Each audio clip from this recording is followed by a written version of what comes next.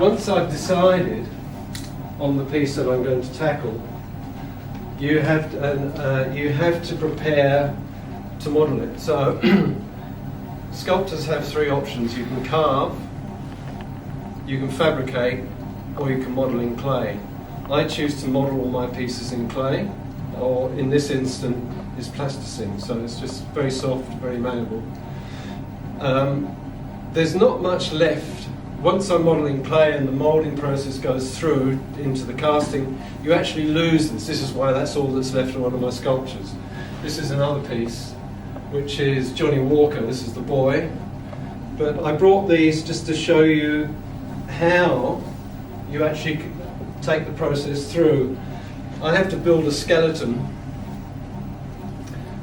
of the figure, how I conceive it, and then you model the clay over it. But you have to be very careful how you shape the metal and how you produce it, otherwise you get bits of metal sticking out. So you have to work on measurements and proportions to work out just how the shape's going to develop. I then build the piece in clay or in plasticine until I'm happy with it. Oh, well, that's the piece completed there. So that's it for sculpture. That's what's left, really, just because that's all I've got left.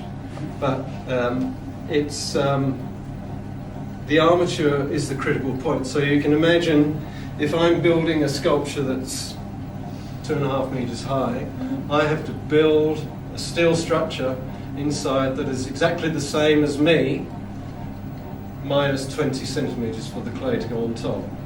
So it's critical that I get all my measurements correct to make sure that the piece stands up.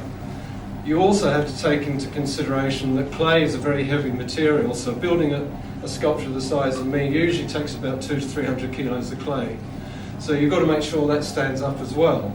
So all of those structural elements are critical as you move along into building anything. These are small scale and much easier to deal with.